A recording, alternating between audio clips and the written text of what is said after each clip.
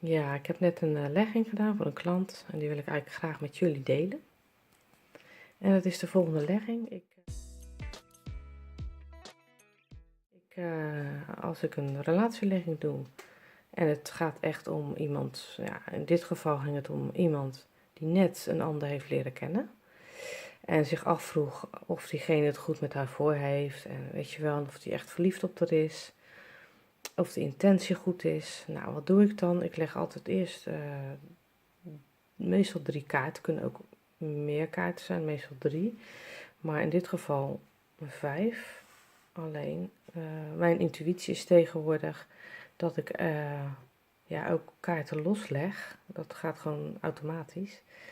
Maar in dit geval doe ik dus eerst de man.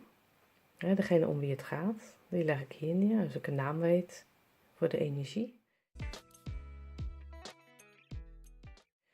Daarna leg ik de kaarten voor hoe de vrouw denkt, wat dus zij nu op het moment mee bezig is, maar wat ook een blokkade kan vormen. Sowieso.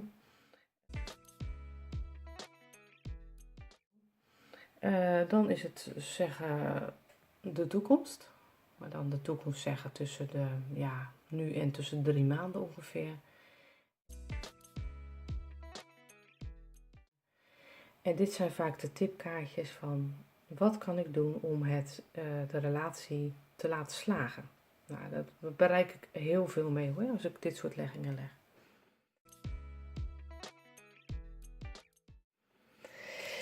We beginnen dus even met de man. Intentie van hem zijn goed. Hij ziet de relatie als een vrienden, zeg maar, als vriendschap in ieder geval. Deze kaart ligt vaak voor hoe de man denkt, maar niet laat zien, of wel laat zien, maar in ieder geval hoe hij denkt. En dit is vaak hoe hij doet. En deze kaarten trek ik vaak, of eigenlijk altijd waar hij mee bezig is op het moment. En dit is een kaartlegging die ik niet zelf eigenlijk heb ontworpen, maar in de loop van de jaren, in de loop van de 2 jaar zo is gegaan. Vanzelf is gegaan eigenlijk. En dat is ook hoe jij het op een gegeven moment ziet of kan doen. Dat er op een gegeven moment, dat je eigenlijk jezelf, je eigen kaartlegging ontdekt. Oké, dus vriendschap, hij heeft het goede inborst, zeg maar, die man.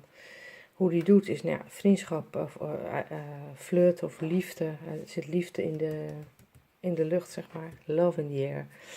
Het is wel zo iemand die hulp nodig heeft. In de relatie, dus hij heeft eigenlijk altijd wel een beetje het steun, echt wel steun nodig. Waarschijnlijk door hoe zijn relatie nu is, misschien steun met kinderen die hij heeft. In ieder geval zoekt hij wel echt iemand die hem kan steunen in zijn leven, waar hij echt op kan bouwen. Wat heel belangrijk voor hem is. Dat is deze kaart.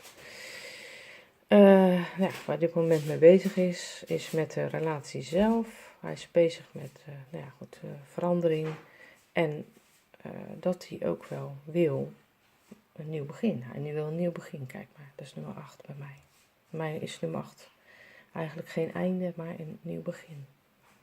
Nou, dus dat is goed. Dan kan je natuurlijk kaart ook nog optellen voor meer informatie. Dan gaan we even kijken naar de vrouw zelf. Of de vraagstelster in dit geval. 44. Nou, waar staat 44 voor?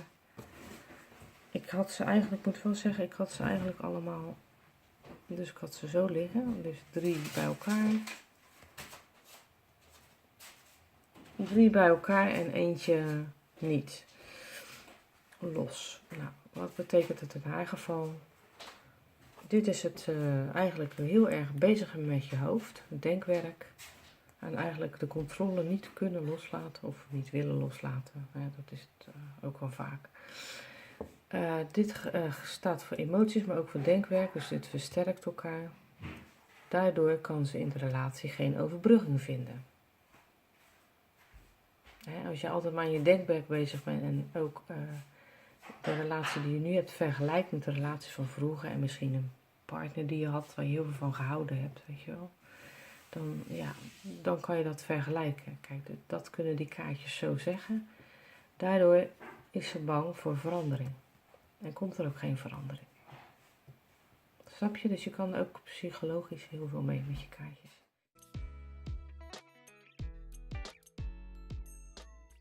Dan in de toekomst. Wat kan er gaan gebeuren? Nou, deze kaart ligt vaak voor passiviteit. Dat eigenlijk, ja, in de tijd gaat het leren. Maar in dit geval denk ik dat het niet echt iets kan gaan worden. Omdat zij daar toch niet de energie in wil steken dat het is. En dit staat vaak voor de vrouwspersoon zelf, maar heeft ook te maken met vertrouwen. Dus het vertrouwen in de relatie in de toekomst is er eigenlijk niet zo.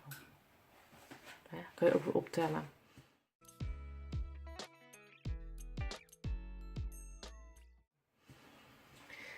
Dan de tipkaartjes. Nou, hoe kan je er nou voor zorgen?